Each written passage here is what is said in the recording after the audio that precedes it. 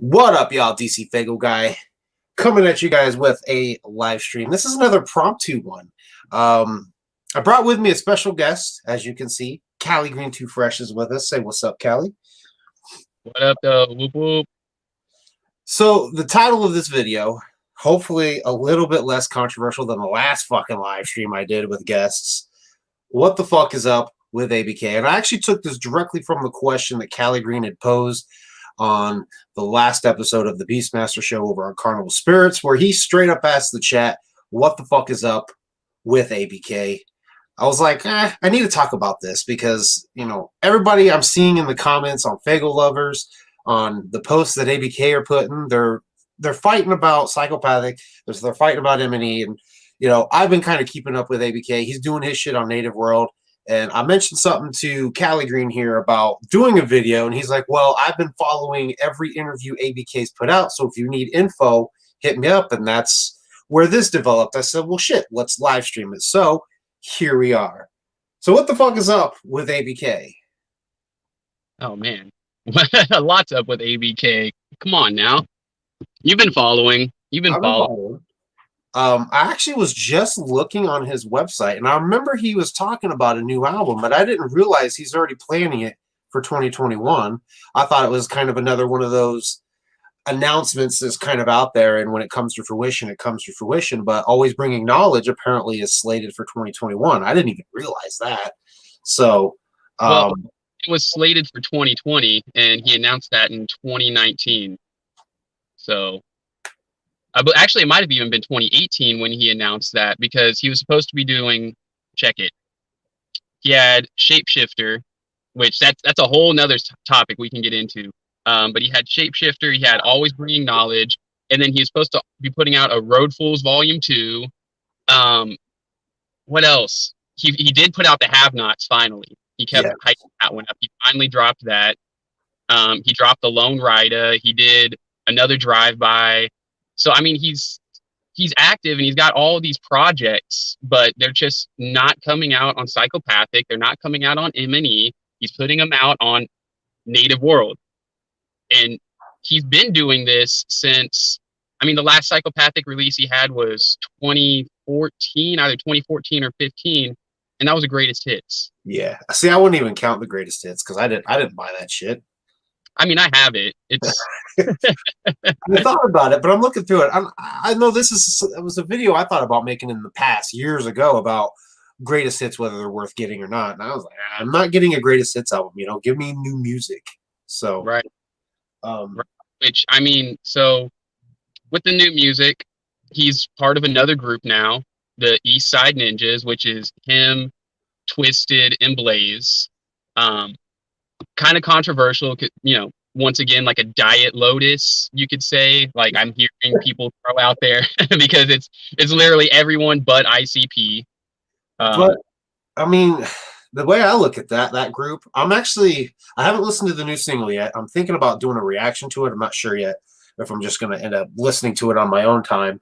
But I'm actually kind of looking forward to it because ABK and Blaze were boys that were brought on from Twisted to Psychopathic. So, I mean, Eastside Ninjas is really not that crazy of an idea of a group that they are doing right now, you know?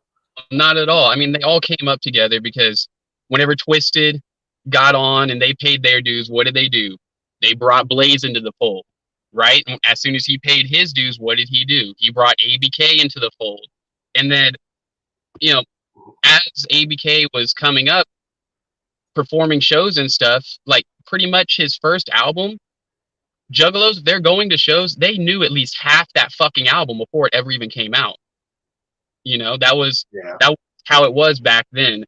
But as it is now, it's, you know, he's kind of been in the gray areas, I've been calling it, because he's not one-sided or the other. He stated like last year, like early last year, before COVID hit, like that he was still Psychopathic Records. He had 3 albums at that time he was putting, or no, it was 2 at that point, because he already put out Tampon Juice. Yeah. But he was supposed to be putting out Always Bringing Knowledge and Shapeshifter. And one of them was supposed to come out on Psychopathic. As you know, they're not really working with artists anymore. Right. And they didn't want to put out Shapeshifter because it had production by Young Wicked. So Which, I mean, is fine. They should just release it to him, though. yeah, right. But now let's go ahead and look at what's going on like this past year. So this past year, when COVID hit, ABK store immediately in February, taken down. I remember that. Yeah. And then whenever NetFest on your couch was happening, ABK was announced as being a part of NetFest. He technically, in a sense, was, because he was part of that Wasted Part 4 music video that they dropped. Mm-hmm. So there's a video appearance with M&E right there, okay? He was on that Twisted Mad season, Blaze's Cadaver. Mm-hmm. He's scheduled to be doing this upcoming For the Fam Fridays, right? And then Twisted also put out that special edition Freak Show DVD box set thing that they did. And on this DVD, it's a music video for every single song, right? Like on Freak Show that they did a video for. And ABK is on that as well. On shit. What song is it? It's Going Down. Yeah. It's Going Down. But on the video, if you go watch it, I believe they bleep out ICP's name. Really? Damn, I didn't know that. I didn't even know that shit was coming out. I still follow M&E artists, but I don't. Anything that has to do with Twisted, I pretty much just scroll past because I'm not trying to like give it my full attention. It's just kind of whatever to me in the past. Yeah. No, I only know that because I saw a Maniac Killer video pop up on YouTube one day, just like in recommended, and I'm like, a video for Maniac Killer? What the fuck? That's my jam right there. Yeah. And I click it, and I start like doing some snooping, and I'm like, oh, okay, I see what's going on here. And then I came across that ABK thing, and I'm like, And then you haven't listened to the new song yet, but like I was saying on TJ's live stream, when you listen to the song, it doesn't sound like a direct diss, but it's very open-ended. Shots fired. Very undertone. So I'm excited for you to do a reaction, actually. Yeah, well, I mean, see, that's the thing. A lot of Twisted's music anymore, I think, and I remember making a video about this a few years ago. They are good at expressing their feelings. They're good at expressing their life. So that's obviously a big chunk of their life right there, being on Psychopathic. So to make music and not talk about it, I think is not going to be something they're not going to be able to do. And for us, kind of watching, it's easy to take something like, are they referring to ICP? And then from there, it's just trying to dissect it. Was that a shot? What was that? You know what I mean? And I think if you listen to the Riders album that came out last year, yeah, there was a shout out to Bullet and Full Clip. But there was a few of the songs I listened to were like, man, fuck that other side. And I'm like, so in the same album, we've got shots, but we've also got praise. So, I mean, I think it's hard to not have them come out with new shit and just hear something that sounds like it's passively aggressive meant towards ICP. And then from there, we just got to dissect, are they meaning it as a shitty shot?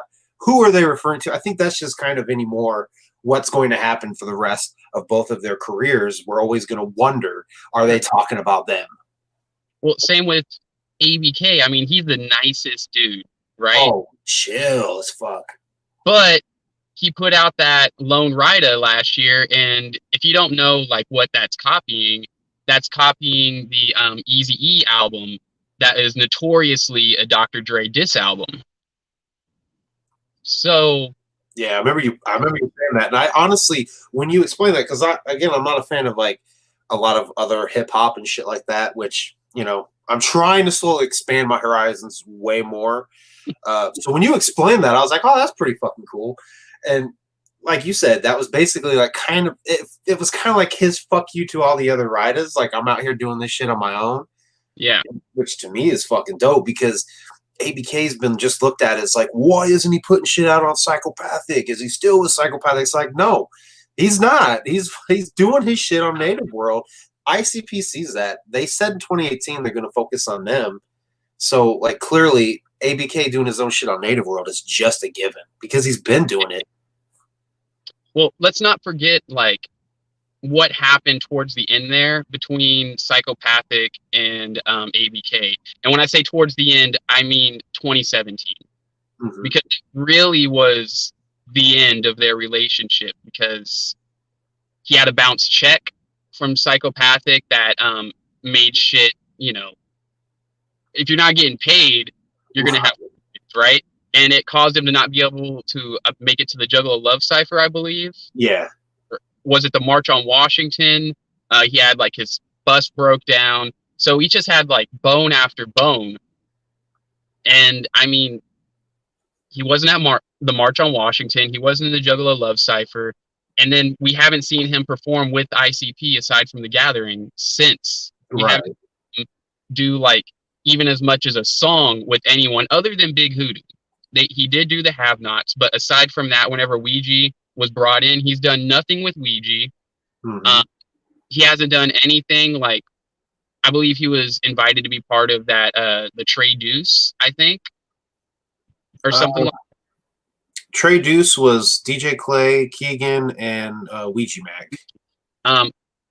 I think that's the project. Like he said that Ouija was trying to get him on stuff, and Keegan and Clay, they were all trying to get him on stuff, but the timing wasn't right. Or they're trying to get like Ouija's trying to get like a music video appearance simply, and he hasn't even attempted. You know what I mean? To make time. Right. That's just something to keep in mind. Well, and I guess you could even pose the question of how old are those Have-Not songs? Did they have them recorded for years, and then finally ABK just put them out? Yeah. I remember they were trying to incorporate Bones Dub into the Have-Nots because of Young Wicked basically being under ICP's wing. Mm-hmm. But then when the whole shit kind of happened, you know, Bones Dub just kind of left on his own too. So they did bring him in to the Have-Nots, and he performed like 1 or 2 shows with them. Like they made up like a face paint for Bones and everything. I was excited.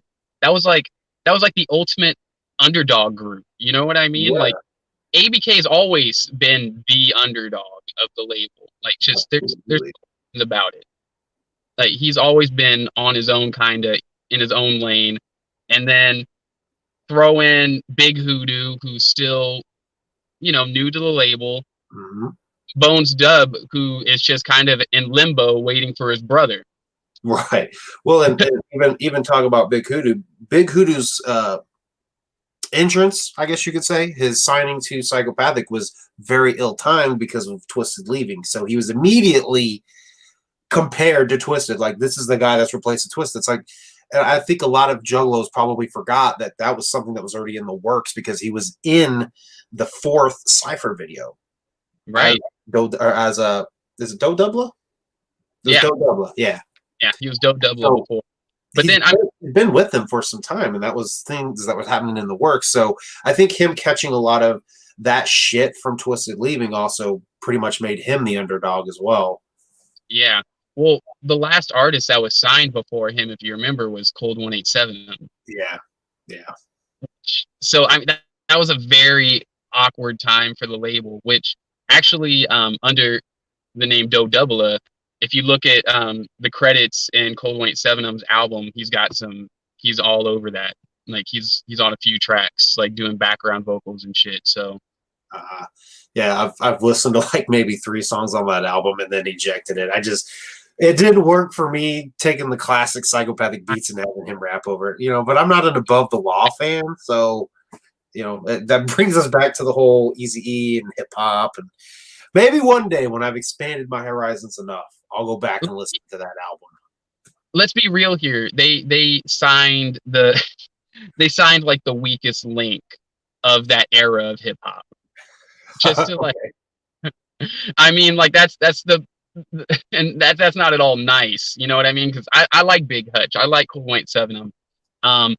I was actually excited to see where the story went. Like I thought that that particular album was it was a failed attempt, clearly. Yeah. But I'm excited to see what they did next, because it was supposed to be a 3-album thing, and it didn't go past the 1. He was immediately ejected. They're like, abort, abort. Yeah, pretty much. But no, going back to ABK though, I mean, he's always, he's been on his own since he came back to the label. Like, honestly, yeah, since he originally came back to the label, I mean, he has all of his album. It's pretty much been him. With, he's got, of course, people coming in and jumping on tracks, but it's pretty much like he's in control and has been in control of his situation since he came back to the label. And things started getting sketchy with the money, and he stopped fucking with Psychopathic. I mean, what more is there to say there? It makes sense. And the thing is, though, is that he's in a position where he can't come out and say, fuck you. You know what I mean? He's keeping the peace, right? He doesn't want to piss off like the 17%ers, right? At the same time, he's cool with everyone on M&E. So why is he going to say anything to any of them? He's just an awkward. I kind of look at ABK like a mix between Kung Fu Vampire and Tech Nine, not as far as musical styles, as far as Kung Fu Vampire being 100% independent. ABK is doing that himself. And then Tech Nine just loves to fucking make music. And I think ABK loves to make music. So anywhere he can like do shit with M&E, boys that helped him get his shot, and even with fucking Psychopathic, because I mean, granted, he's not really doing much with the artists that are there, which I mean, at this point, it's just Ouija Mac and ICP, but he's been to every gathering since the fallout with Twisted, and that's with him doing other shows with Twisted and kind of rubbing elbows with them, and they've still invited him back. Now, granted, that could change. I don't know. I think it was 2019, I believe, either 2019 or 2018. He literally, like, in the same week, like within like a week or two's time, like did something with M&E and performed the gathering. Yeah. So he's been like in that gray area since Twisted left. You know what I mean? Since before there was an issue, he's been in that gray area. And then honestly, like him and Blaze are the ones that tried to help keep the peace between Juggalos with, you remember like the Juggalo Unity tour, I believe? Yeah, well, they released that Drive-By album. What was it called? Which one? They've done 3 now. Well, their most recent Drive-By. What was that called? I don't remember which one it was. Was it the first, second, or third? There you go. That's the one they released on the Juggalo Unity tour. Yeah.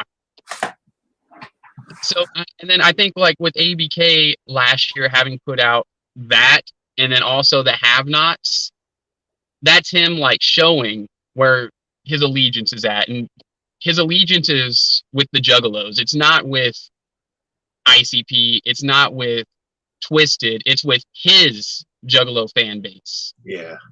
Which is why I've been right there along with him. Yeah. I mean, it's not fair to ABK, you know, like he had his falling out with the label originally. He kept his mouth shut. He was on a track that came out and other people were talking shit.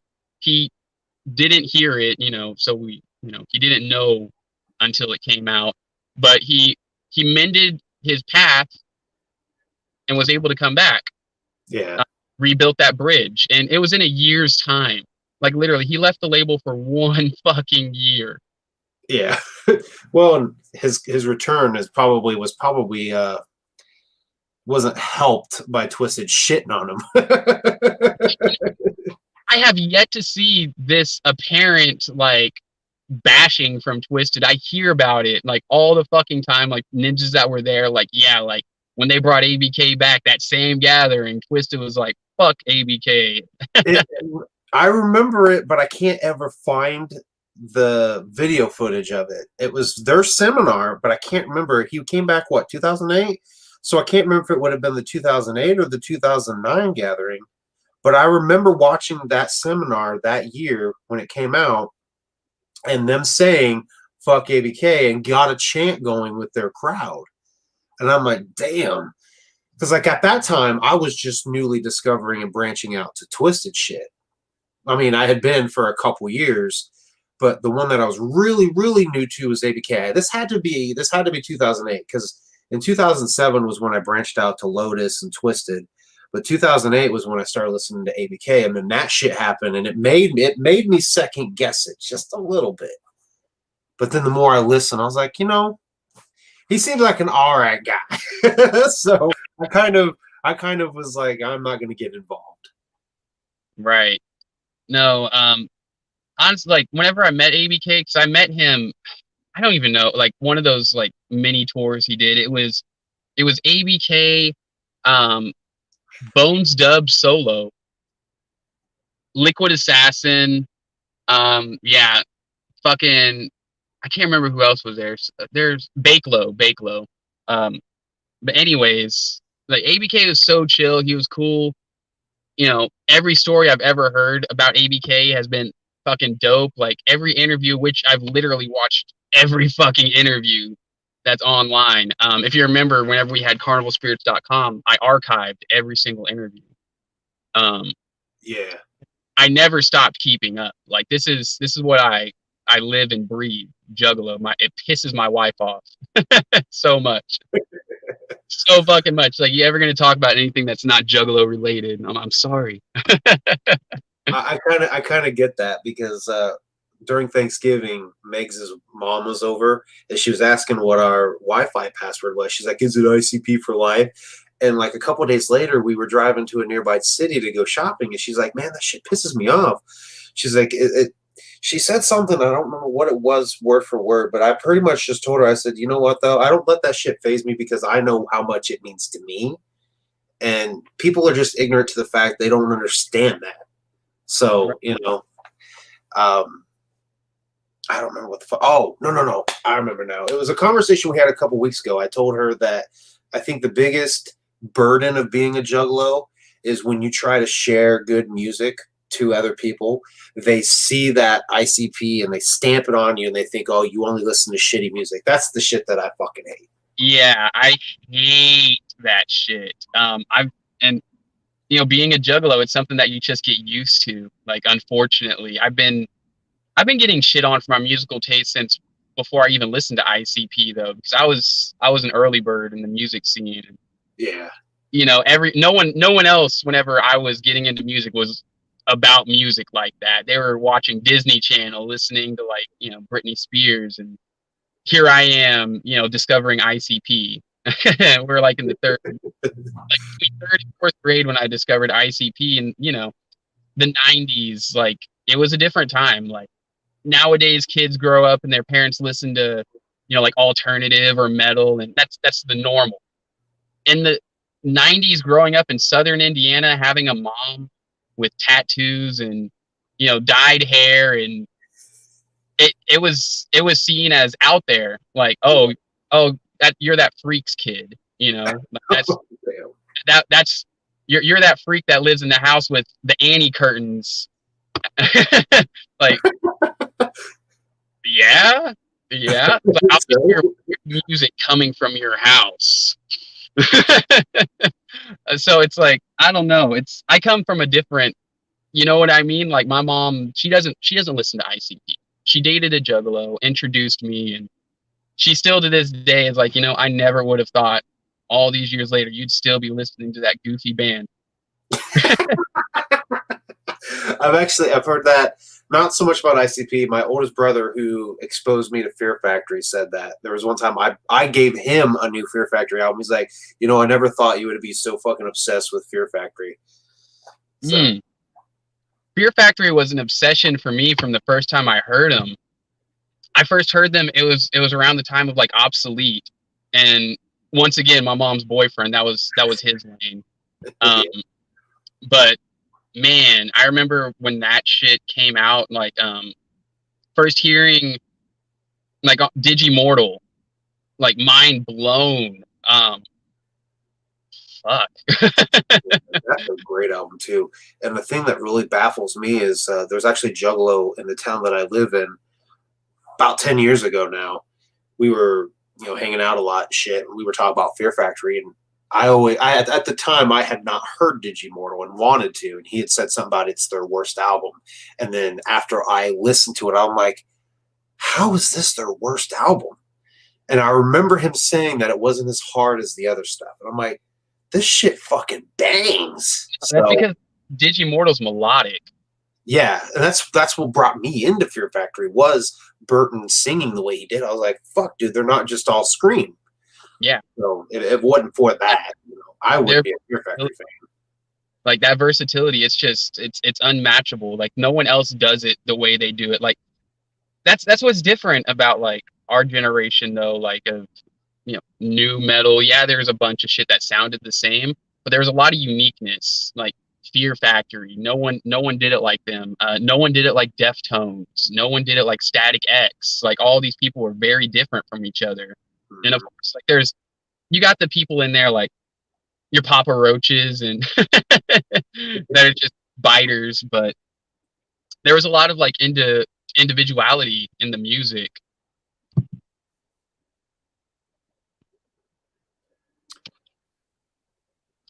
I mean, even in Juggalo music. Huh? Even in Juggalo music. Oh, for sure. Hey, there was more individuality than there is today. Excuse me. But yeah, ABK's been killing it, and I see all these comments about joining MNE and asking if he's still a psychopathic. I don't understand how people have not been following along with ABK. He's honestly one of my favorite psychopathic artists that have come out. So right.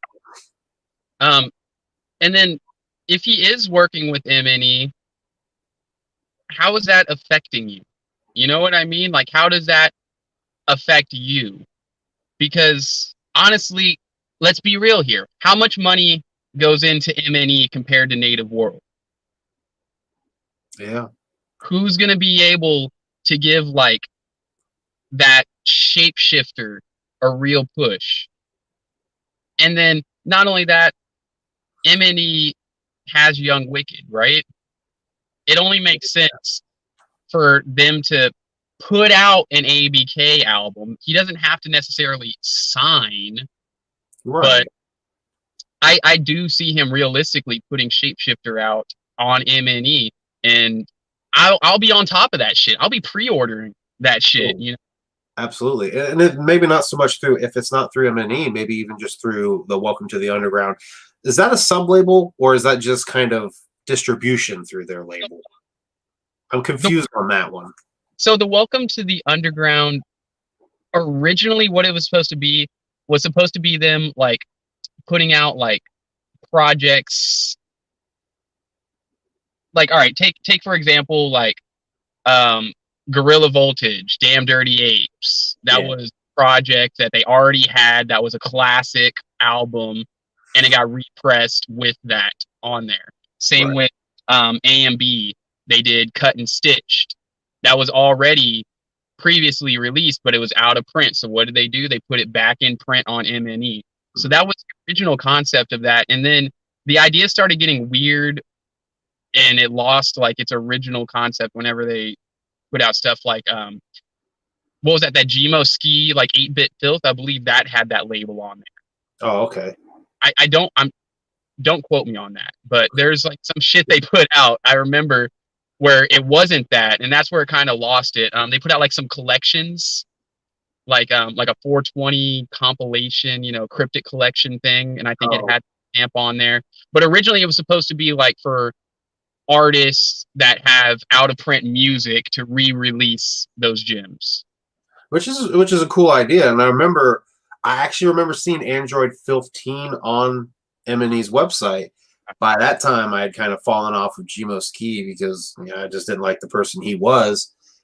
But I remember having the thought like, fuck man, if he didn't turn out to be such a douchebag, I could finally have a physical copy of that album. Because when I first was getting into him and hopping on his nuts, I was like, I want a physical copy of this album, and he didn't have it at the time. So when that happened, I was like, damn.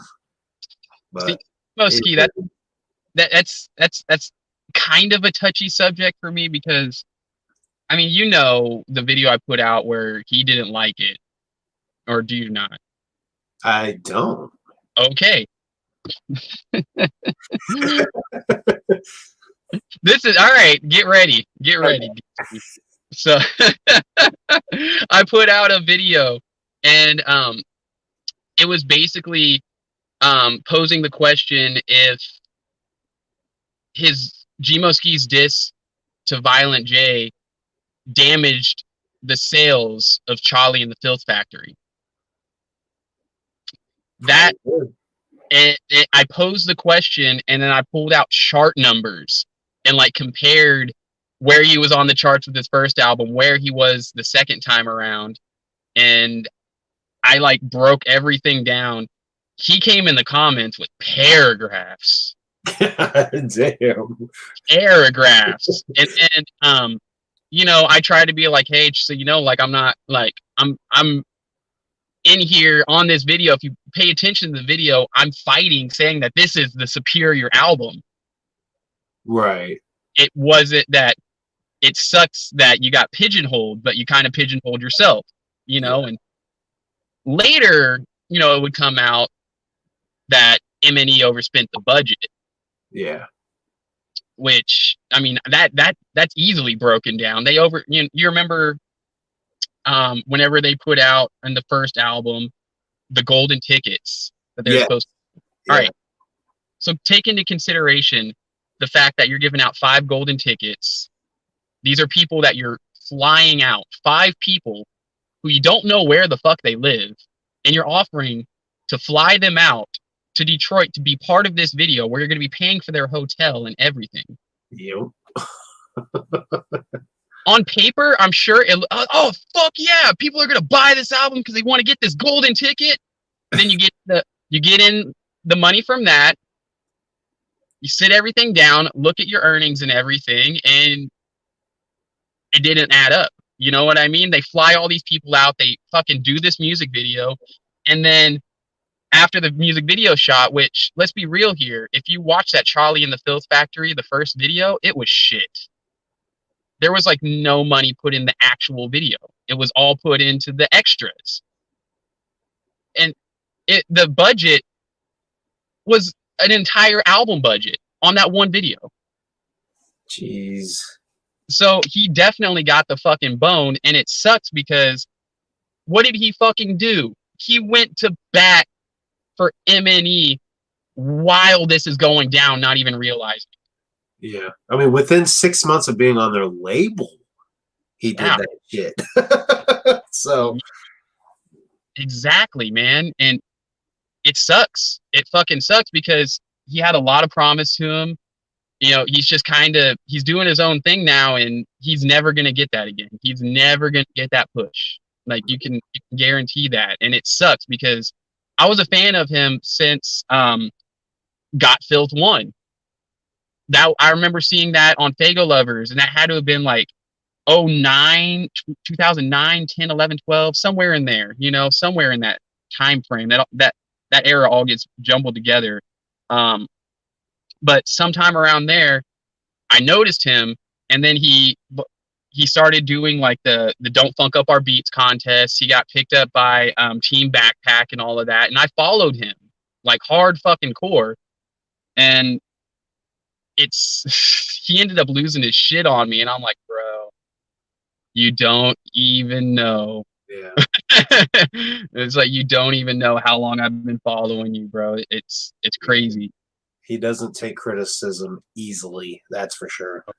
Not at all. And then I went and I met up with the Joker earlier this year. It had to have been around May. I met up with the Joker, and like we had a discussion about GMO Skee, and he told me that GMO was off the label before it was announced, and that George was basically all trying to kiss GMO's ass, like calling him more now that he's not on the label than when he was. Damn. Yeah.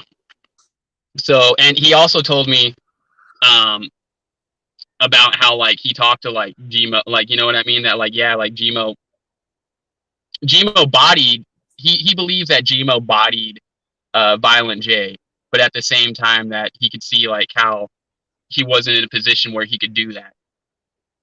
Right. Like, so even the Joker got that was just bad. Yeah.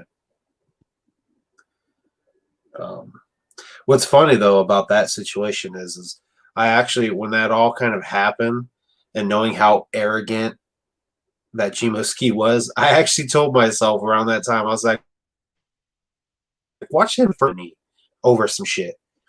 Now it turns out Gorilla Voltage, I mean, technically Lars and then Gorilla Voltage, but so he wasn't the first, but I mean, when it happened, I kind of was like, it didn't surprise me because I assumed he would be the first one to go.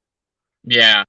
No, I'm sad that Lars didn't go farther. I'm sad that Twisted didn't end up putting out the next Gordy album, because remember, like, there was like low-key hype that Gordy was having an album come out on MNE. That never happened, and now he's with Jimmy Don over at Sick Fucks. So what happened there? I don't fucking know. I'm not a fan of Gordy at all. The one song I skip on KOD is Horns because it's got KOD, and I don't know. I think knowing the content that he raps about makes me cringe, so I just kind of. Well, at the same time, though, Gordy is an artist that came up. He came up on like shock rock. So that's he was coming from that like perspective, and then whenever he was like got his first deal, Juggalo was at its peak. So it made sense. Like, well, I'm gonna do kind of like what these guys are over here doing, but take it to the extreme with that shock rock. He fucking did too. Man, there's some shit that Gordy has said, and you're like, how could you even think that, like, in any way, shape, or form? But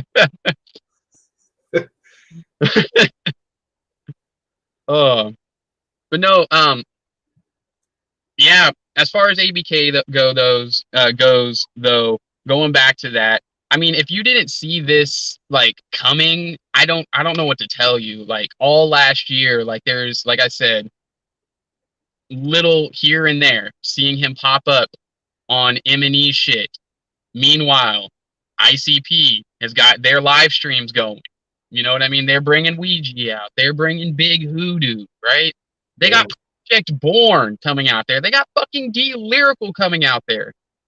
Where's ABK? Nowhere to be found.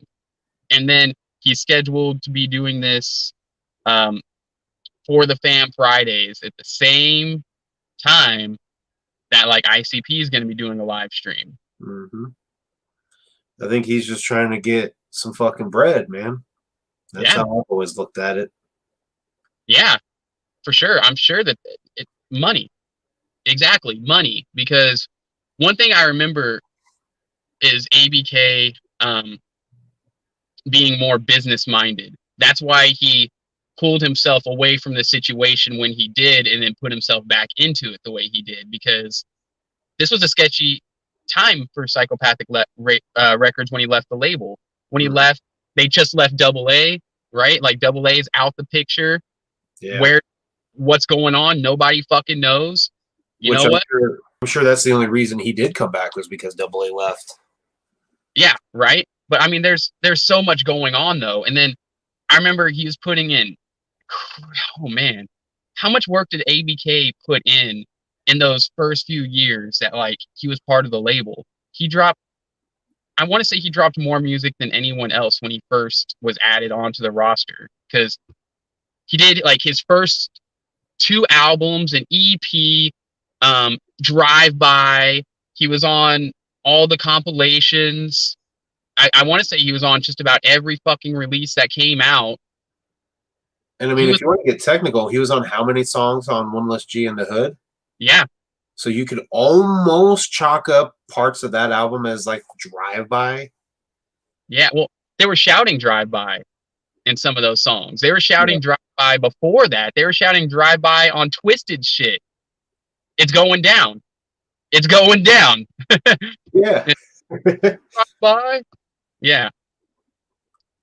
because if my memory serves me correctly, the reason he ended up with Hatchet Warrior was because all the Juggalos loved hearing him on One Less G in the Hood, and they wanted him to have an album. If memory serves correctly, I could be wrong with that.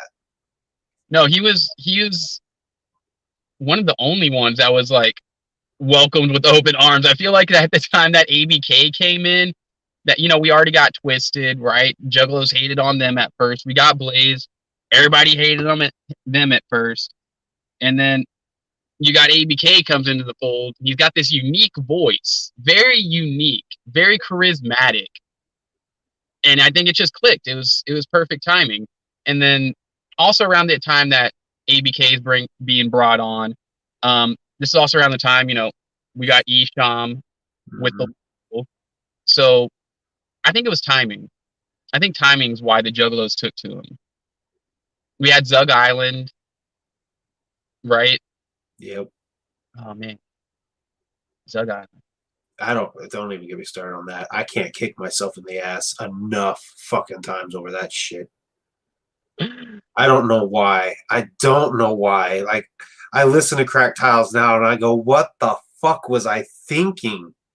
Not like because it was the two songs on Psychopathics from Outer Space Part 2 that I just kind of was like, meh. But those were also off 333. And if I would have been able to listen to Cracked Tiles, I feel like I would have gotten into them sooner. But that's the whole thing I'm trying to change with me, is to stop being so closed-minded when I listen to new shit. Just stay open. Stay open. When I first found myself being closed-minded, I'll tell you when, is during the rise of Tyler the Creator and Odd Future. I hated Tyler the fucking Creator. Hated him. And my boy Stanky, he's like, that's right up your alley. Why do you hate that shit so hard? And then I got really high one day and I started listening to it, and I'm like, fuck. I'm just hating. I'm just fucking hating because everybody else is hating on, like, you know what I mean? Like, the underground scene was hating on it. And then they had that, we don't make fucking horrorcore music. You know what I mean? I was like, oh, fuck you. Whatever. Wrote it off. Right? Yeah. And then it was like 6 months go by, right? And I like reevaluate it and I'm like, damn. And now like those first few like Odd Future albums are some of my favorite music. And I kick myself in the fucking ass because I would have loved to have seen one of those shows in the fucking prime. Like, I go back and I watch the videos, I'm like, God fucking damn. Like, you're seeing like literally the whole crowd just the whole time. And I'm like, that looks so fucking lit. I wish I wasn't ignorant. But after that happened, that's when I personally started like, okay, you know what? I'm getting older and I'm starting to become that parent. I don't want to be that parent. So I started like just embracing it, and realizing like, you know what? I see how kids nowadays like this. I understand it. Whereas I wouldn't allow myself to understand it before. And there is of course shit out there that you just don't like. But you have to leave yourself open to the possibility of liking it. Yeah. Absolutely. Yeah. I know there's some stuff out there that you would like that you just haven't heard. I know there's a lot of shit out there I'm sure I could show you.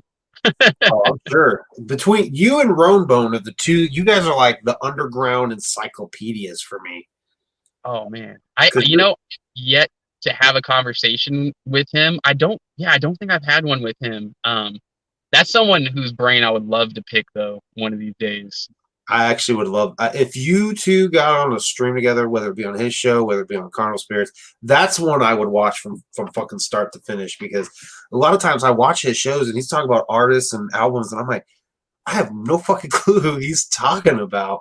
And you're the same way. Like when they first were talking about Weechi Mac signing and Swag Tooth, I'm like, Swag Tooth, and you're like, oh, I fucking love Swag Tooth. I'm like, okay, yeah. I had no fucking clue. Like, look, I'll show you. Like, my car is literally just stacked stacks upon stacks of CDs. You know, like this is what I live. This is what I breathe. Like, hold on. Like, I got shit that people don't even know exists. Where is it? Oh, I just had it too. There it is. Boom. Like that right there. It's a Straight Jacket album that came out when he was on Native World. Oh, I've actually dipped into some of Straight Jackets. Closure is a great album.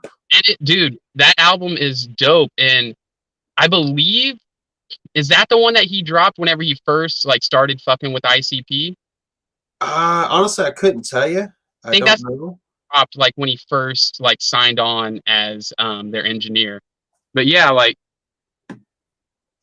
I support this underground scene. You know what I mean? Like this is I live and I breathe this shit. This came out October 2015. Yeah, I just that I fucking I can't express how much love I have for this underground. I've always been a music guy and I'm a motivator and I fucking listen to the music, I talk to the artists, and it's what I do. You know, what I love to do.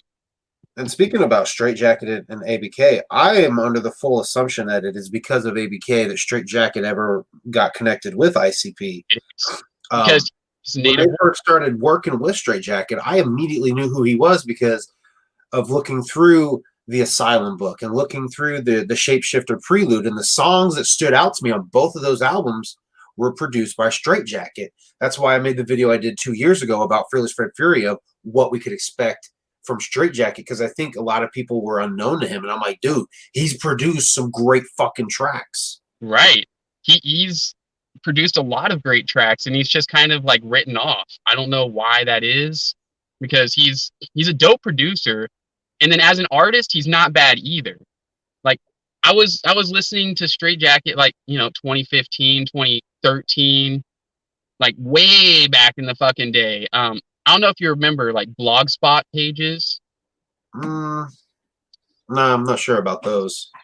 Whenever I like really started getting into the underground, like I started really just fucking all in 07, 08 is when I started looking up all the underdogs and like piecing everything together. That's whenever I started like finding like level jumpers and, all that extra shit, scrapes, Two Crazy Devils. Like I started discovering all this shit around like 07, 08-ish.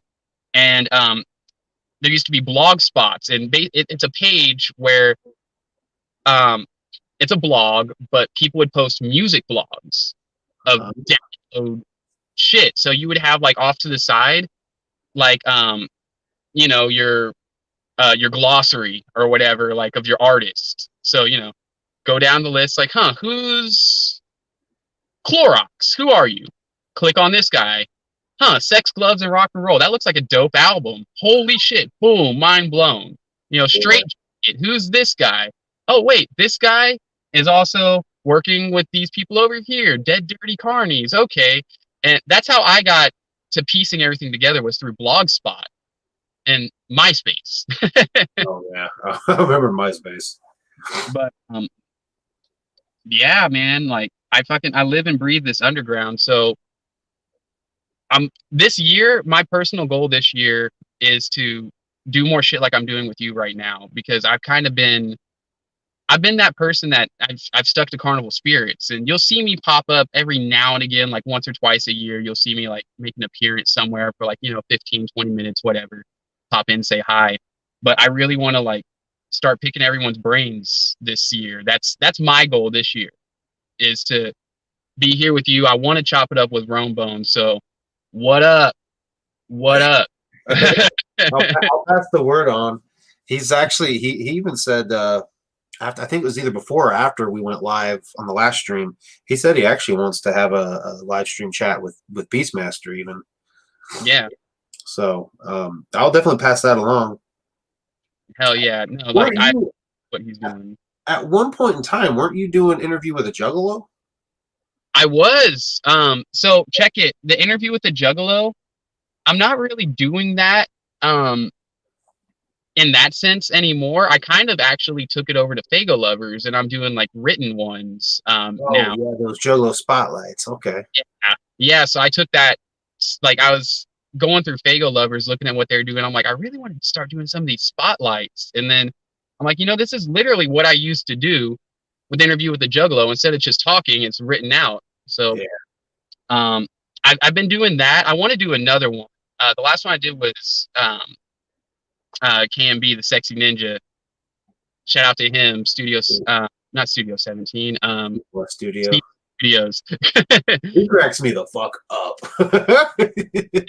Yo, he is. I love his charisma, and he made a response to us. I actually reached out to him, and I asked him to make that response video that he did. Yeah. I was like, hey, so we're trying to get people talking a little bit, and I want to know your honest opinion. I think this is a good direction for you because he's telling me that I talked to him. That's my homie right there. But I was telling him like if you want to build up, like like keep doing what you're doing. You are eventually going to want to touch some of these harder subjects because unfortunately the controversy point sells. It does. A lot of my biggest videos are fucking controversial, and it drives me crazy that I can't make a good positive video and it get the same amount of views.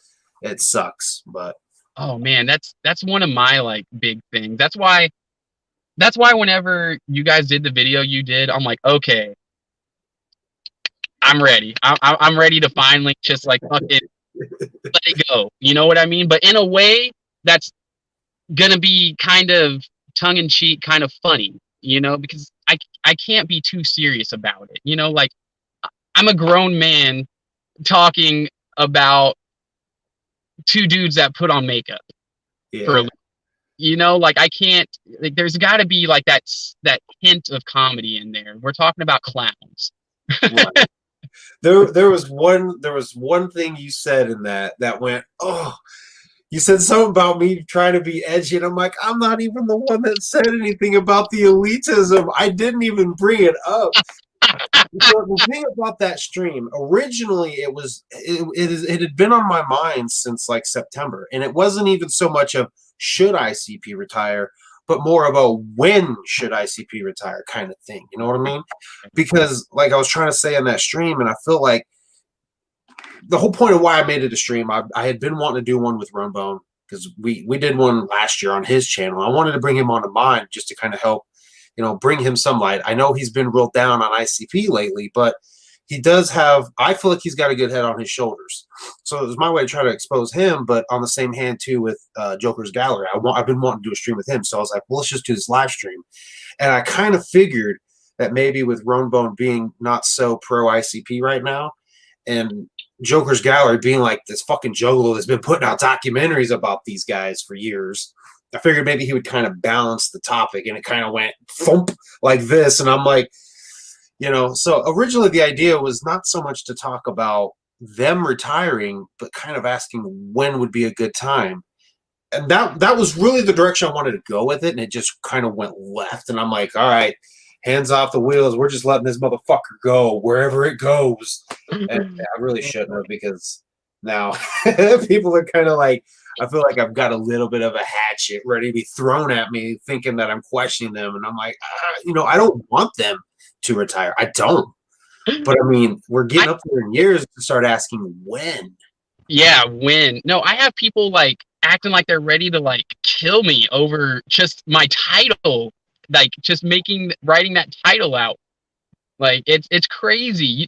Juggalos don't even have to watch the video and just be like, oh no, fuck that guy, it's on site.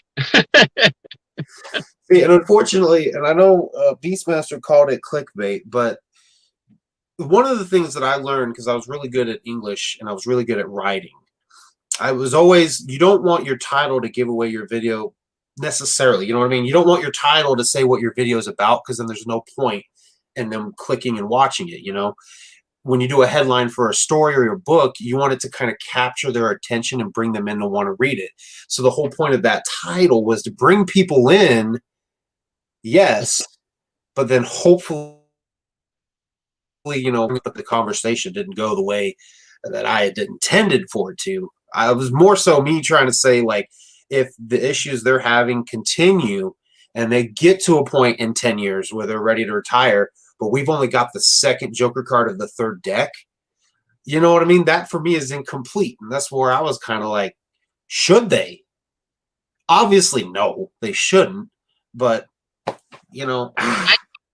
I think is that they shouldn't have jumped the gun and let it be known that they're doing that third deck. I think Right. that's where it got like, ooh, how old are you guys again right now? Like, and Yeah. think like realistically. That was my thing, because when they said it, I'm like, you guys are going to have to go back to the first set as far as your drive goes, man. They were dropping Joker cards every 2 years at the most. Imagine trying to write an angry album at like 75. Exactly. Like trying to write like a fuck you, a fuck the world. You know what I mean? At 75. Like I'm interested. I'm down with the clown till I'm dead in the ground. I'm here. But yeah, I mean it's which should, right? That's the big word there. Should they? Yeah. I mean, you know, Violent J he's becoming Poppy J, you know? Like, come here and sit on my lap. I'm gonna tell you a story. Like that's kind of how Violent J's, you know, presenting himself these days.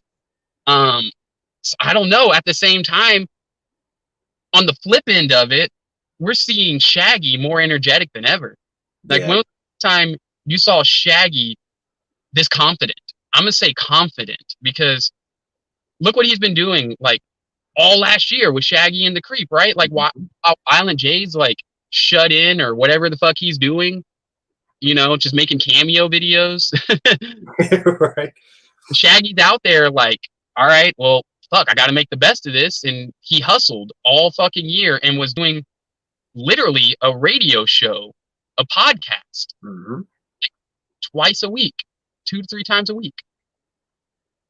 Holy shit, you know? And then that gave him a voice because right before COVID hit, you know, we had the like the No Jumper interview and like we had like a little like slew of interviews that came out there in 2019, right?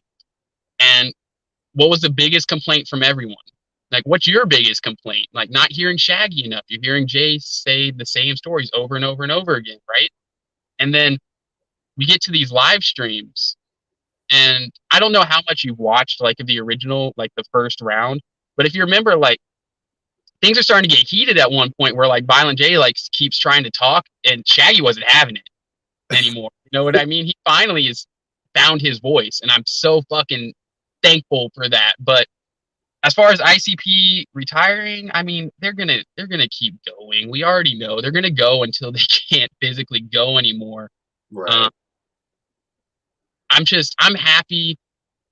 I'm happy that they're making music right now. Honestly, because 10 years ago, I wouldn't have thought that I'd be here buying another Joker's card. Yeah, for sure. You know, like I remember skeptically my cousin, which my cousin's he's a fake person anyways, so that's part of why I didn't believe him. But when the Bang Pow Boom tour happened, around that time I wasn't able to go to that tour, but I had went down and visited with my cousin, and he goes, "Oh yeah, man, they're doing more Joker cards." I'm like, "No, they're not." Yeah, that new album that just came out, it's the first one. I'm like, "No, it isn't." But you know, that's from him lying to me, trying to seem cool. So I didn't believe him. And then when they announced it, I was like, well, I'll be fucking goddamned. you know, I think people like they don't see the genius in the way that they set shit up.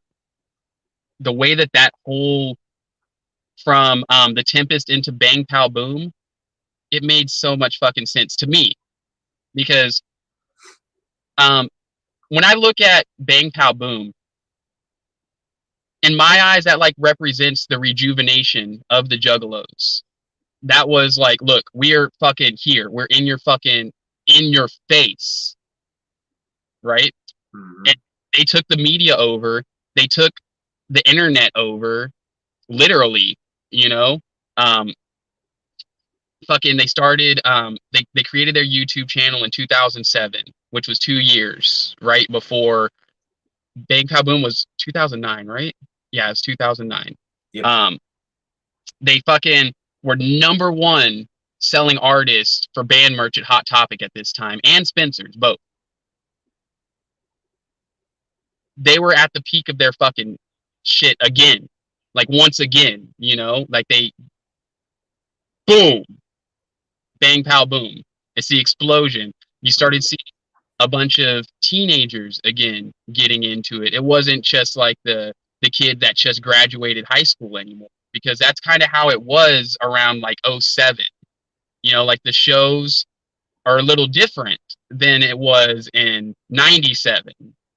It was an older generation, but then they came out with Bang Pow Boom, and it catered to the new generation a little bit more. It was inventive. It was innovative. It was in your face. They were all over the fucking media. They were trending whenever, trending wasn't even a thing yet. There was so much genius in Bang Pow Boom. I'm sorry. The big thing I was happy was they were finally repping Fago again. Like, every time I listen to Growing again on Tempest, he doesn't stop to get a Slurpee. He stops to get a Fago. That's how I fucking sing it. Right. That's yeah. I want to see them go on for forever, but unfortunately, I know that they can't. So, right. Well, I mean, if they started taking care of themselves, then yeah, I could see them doing it at 75. I mean, look at Kiss, who just did their final farewell tour, hopefully. I went to their first farewell tour, so for me to like hear farewell tour, it's like, man, I saw that shit in like what, 99. But AC/DC, they just put out a new fucking album and they stuck to their guns. I gotta give it up to AC/DC. They stuck to their fucking guns and they made an AC/DC album in 2020. And listening to it, you can't tell the difference, like, from a 1975, 1980, whatever fucking AC/DC album to the 2021. It's right in their fucking lane. And for some, that's cool. I think that's cool that they continue to stay true to themselves in that aspect. yeah. ICP, though, they're a continuous evolution, so we're going to see them progress, and I'm happy for that as well. Oh, for sure. Like, they're definitely, and even Big Hoodoo a little bit, I've noticed, they're kind of dipping into, like, you can tell they're hanging around Ouija because they're dipping into some of those sounds and rap styles. Wavy. Which is okay. Oh, like, I don't know how to, like, say it.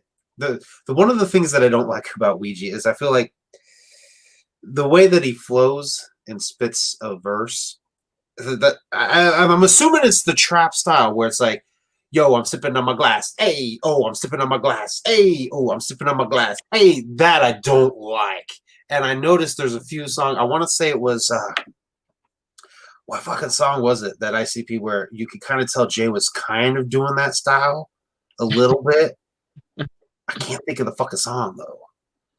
But with Big Hoodoo, I can definitely call that one off the top of my head. Hatchet Man. That's the part that makes me want to skip, is the way he's flowing on that. He's copying that style, and it gives me urges, but I push through it.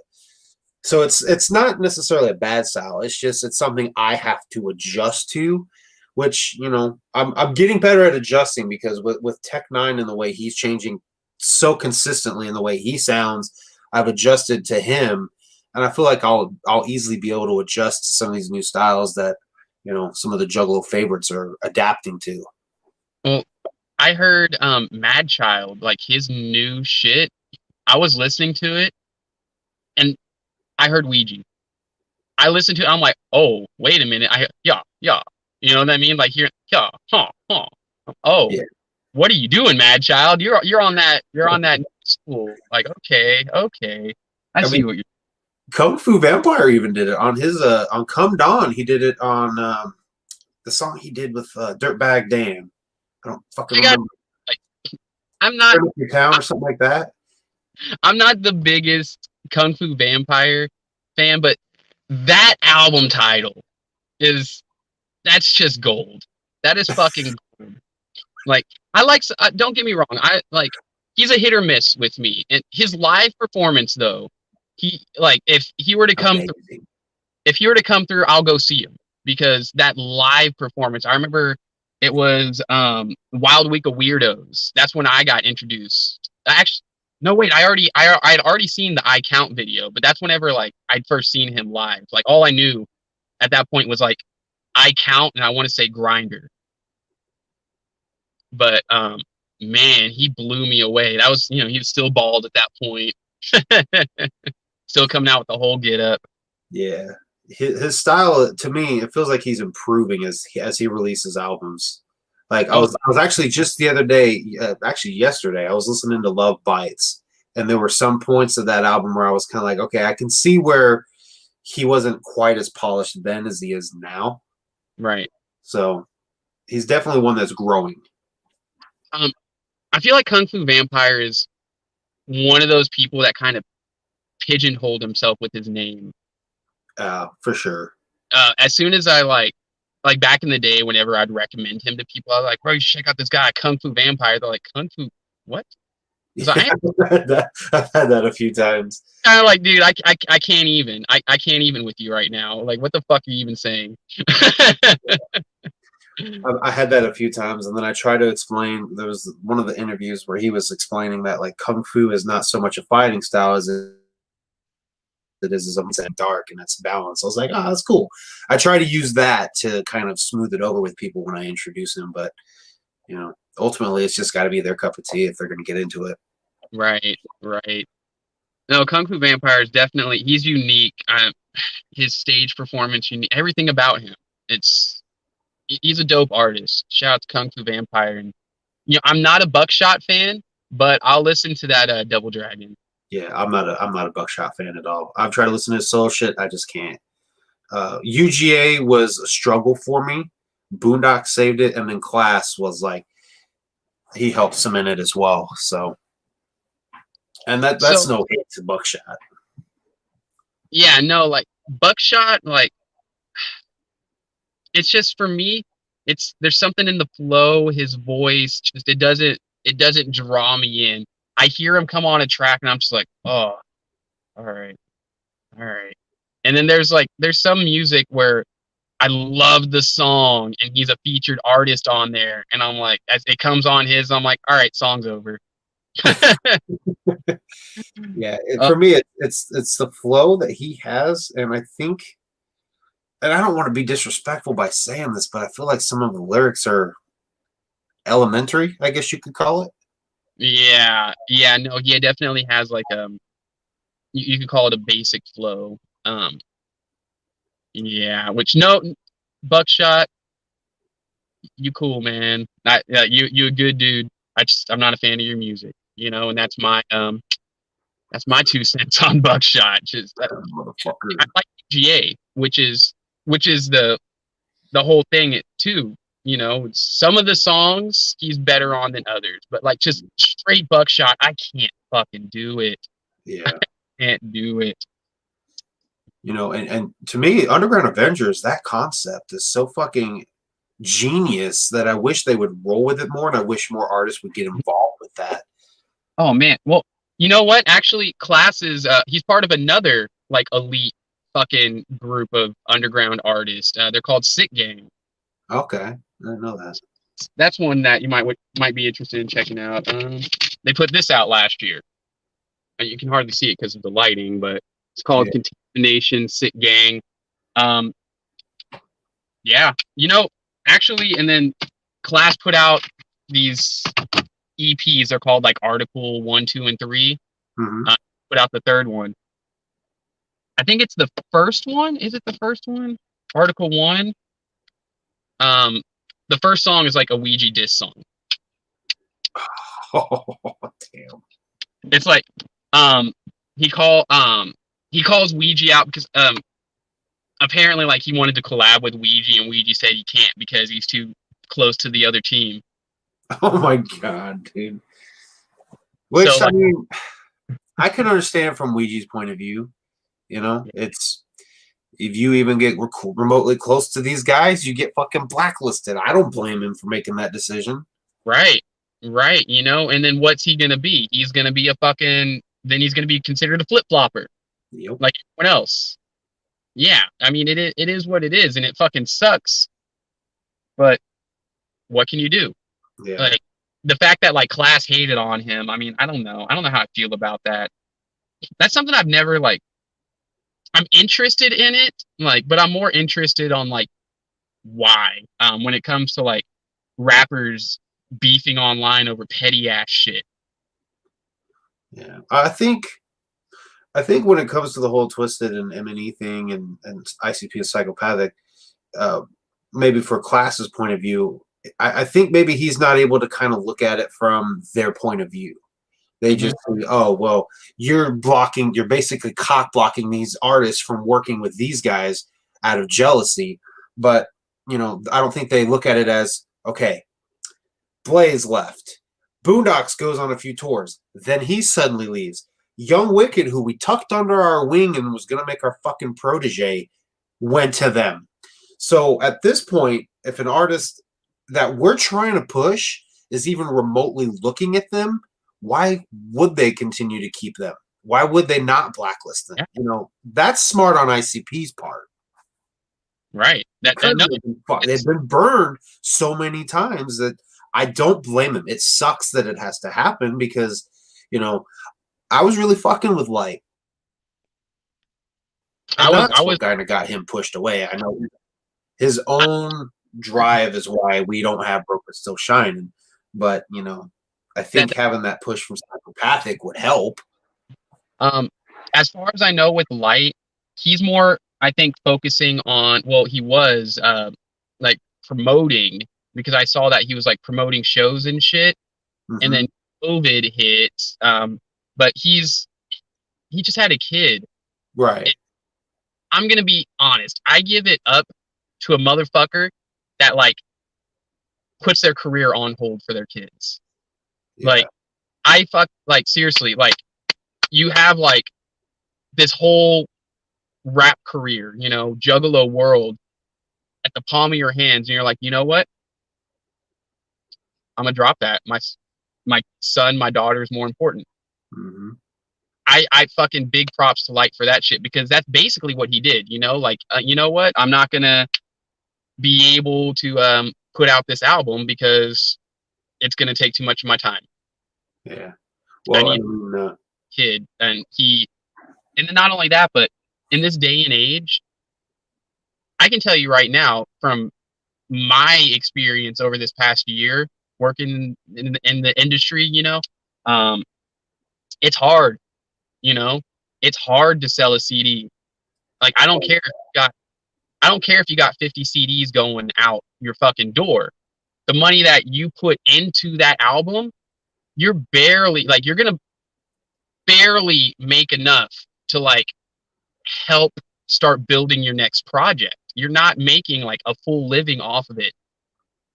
Ouija, how much you want to bet that guy has a part-time job? I'm gonna tell you right now, I put money on it. I know he has a part-time job. I know where he lives. I know where that, like, I don't know his actual house, but I know the area where he lives. He's got a part-time job. Psychopathic isn't paying his bills in that aspect. It's helping. It's probably half, but the rap game, the music game isn't what it was in the 90s. It isn't what it was in 05. It's not the same. Anyone can stream music, If you got, all right, put it like this. You get 5,000 people to listen to your hit, right? Your new song. How much money do you think that actually equals out to? You upload it to DistroKid, you get like 5,000 streams. You're looking at, if you're lucky, like $10. And that's across all digital streaming platforms. That's across your Spotify, your iTunes, your Pandora, TikTok, all of that. That's the game right now, and look, like a lot of these artists like Light and stuff, like they're getting like, a few thousand, sometimes 10,000 plays. Yeah, but like I said, like 5,000 isn't equaling out to much. So you see they got 10,000. Okay, that's still shit. That is not anything. So it makes sense for him to like reevaluate the situation. Like, oh, well, you know what? Psychopathic helped me in the beginning. I got a good push, and I'm looking at where I'm at right now. Is this gonna be worth my time? Right. You know, you got to prioritize shit.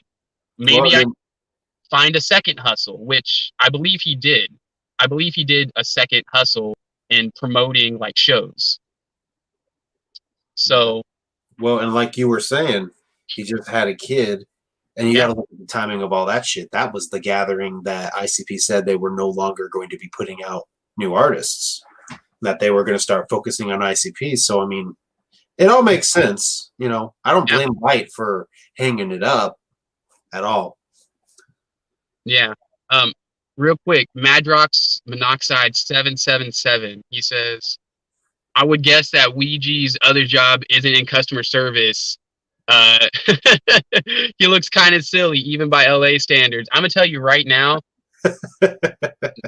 you don't know LA. I was doing audience work like with multicolored hair, like I'm talking like Judge Judy and shit. You know, like no, you can get a job doing anywhere, looking any sort of way in LA. They do not discriminate.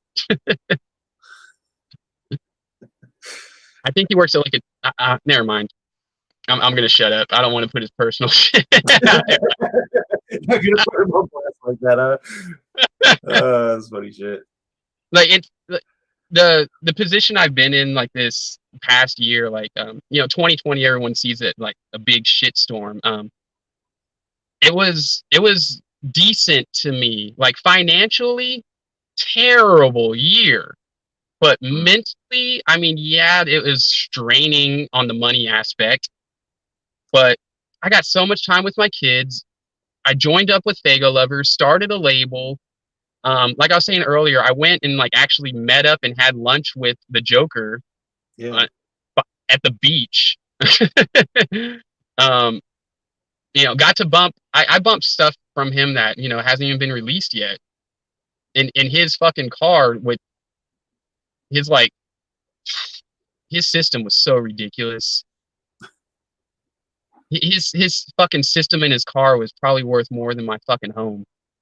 Like, he's another one that hustles. I mean, I don't fuck with him because pretty much the same reason as GMO Skee, but he definitely hustles his ass off too. Yeah, but his face says trash on it. It does. It does. It says trash, and then it says fire backwards. Well, we're approaching, well, not quite an hour and a half, but I definitely want to start wrapping this up. I definitely appreciate you coming on, man. This has been in the works for some time. This has been needing to happen for some time. Oh, for sure. Like, listen, I DC, you're one of my favorite people to watch on YouTube. I'm sure you can tell by the fact that I comment on basically every video you've put out for the last, I don't know how long. Oh, absolutely. I always can count within the first day. I pretty much know like the 5 comments I'm going to expect from people. So, and you are absolutely one of them. Yeah, which I definitely appreciate it. I love what you do. I wish there was, not knocking anyone, but I wish there was more content out like what you produce. And then other than that, if anybody else wants to fuck with me this year, hit me up. Like I'm wanting to like interact with everyone. So, Studio 17, what's good? Fucking Bender Boys, what's good? I see you out there, Danny boy, all day, every day. Mike Sears, bring me on. Let's talk some No Limit. Oh, for sure. Yeah. And like I fuck with all of you guys, I love this. I love our community. I love the community that we're a part of. If you don't see me in the comments, like it doesn't mean I'm not there. Just sometimes I don't know what to say. You know what I mean? That happens to all of us. I wish I could comment on every video. Me and you, we've been friends for a while. So whenever you watch a video, like I kind of already know where you're coming from. So I know how to have a conversation with you. You know what I mean? Yeah. Oh, yeah. Well, I remember when we were on Carnival Spirits, before you and me ever had an interaction, I was going back looking at some of your old videos, and then I started to learn that you were a big Fear Factory fan, and I think we had DBZ in common. I don't know. Yeah, I've been So, EBZ since fucking fan subs. yeah, so yeah, me and you, it was basically you and Juggalo 972. You were the two people I was like, I want to meet this fucker. So it's definitely been a pleasure having you on. This has been a great topic. I feel like we handled this conversation a little bit better than the last one went for sure. So I'm gonna be retitling this video because we talked about way more than just ABK. But Oh, yeah. I mean, we talked ABK. Fuck, I can't. psychopathic underground artists, underground music, I should say.